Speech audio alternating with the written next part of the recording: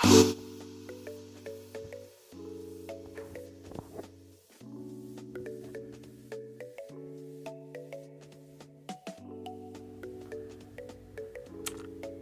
நான் உங்கள் குக்கிங் தமிழ் ஆனந்தி. நம்ம சேனலை இதுவரை சப்ஸ்கிரைப் பண்ணாதவங்க மறக்காமல் சப்ஸ்கிரைப் பண்ணிடுங்க. நாம் இன்றைக்கி பார்க்க போகிற recipe restaurant style honey pineapple tikka.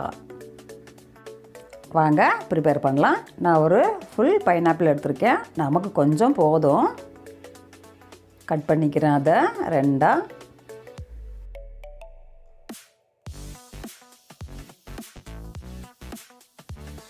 ரெண்டாக கட் பண்ண ஒரு பார்ட்லேருந்து 3 ஸ்ப்ளிட் பண்ணிக்க போகிறேன். நான் வந்துட்டு ஸ்கொயர் ஷேப்புக்கு கட் பண்ணிக்க போகிறேன். ஷேப் அவங்கவுங்க விருப்பம்தான், சைஸும் அவங்கவுங்க விருப்பம்.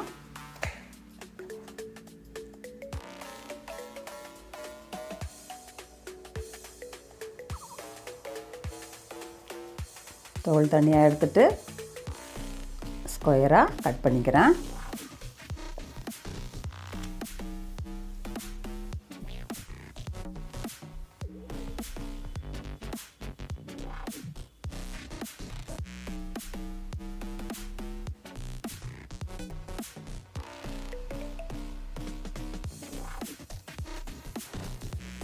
கட் பண்ணதை ஒரு பவுலில் ட்ரான்ஸ்ஃபர் பண்ணிக்கிறேன். இந்த சைஸுக்கு நான் கட் பண்ணியிருக்கேன். இந்தளவு கட் பண்ணாதான் மசாலாக்கள் எல்லாம் நல்லா இறங்கும். ஃபஸ்ட்டு மிளகுத்தூள் 1.5 ஸ்பூனுக்கு போட்டுக்கிறேன்.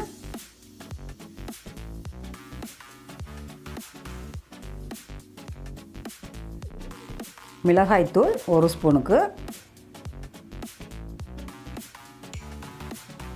Salt 1/4 teaspoon, chaat masala 1 spoon, honey 1 spoon,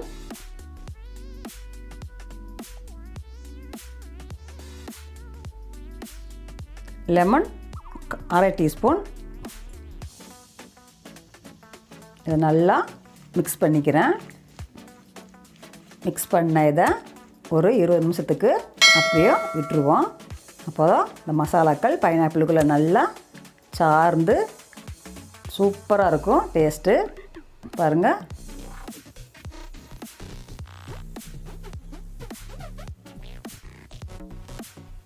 இந்த அளவுக்கு சைஸ் இருந்தால் தான் நம்ம சாப்பிட்றதுக்கு மசாலாவோட சூப்பராக இருக்கும்.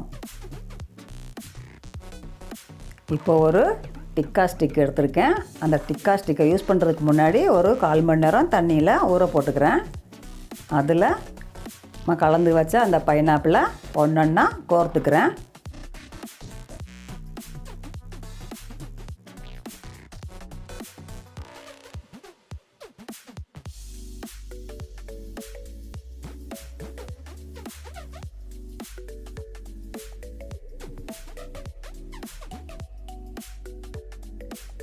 பைனாப்பிள் கோர்த்த அந்த ஸ்டிக்குகளை அவன் கிரில்லில் எடுத்து வச்சுக்கிறேன்.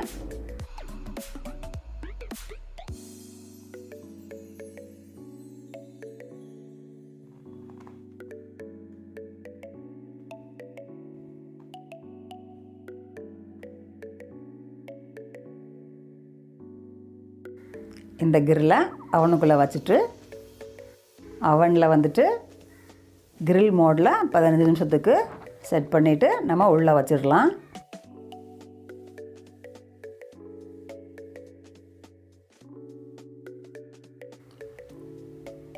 ரன் ஆகிட்டு இருக்கும்போது ஒரு 5 நிமிஷத்துக்கு அப்புறம் வெளியில் எடுத்து கொஞ்சம் ஆயில் தடவிக்கலாம். அப்போ தான் ட்ரை ஆகாமல் இருக்கும். சூப்பராக இருக்கும்.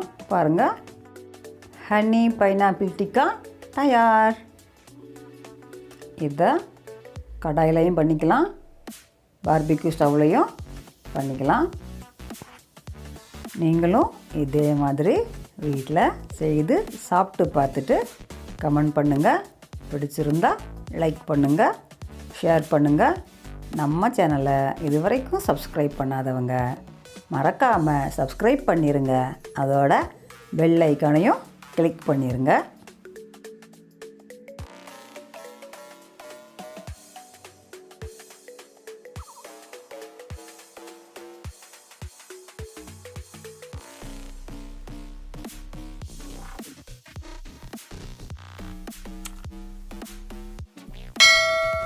மீண்டும் ஒரு அருமையான ரெசிபியுடன் உங்கள் குக்கிங் தமிழ் ஆனந்தி.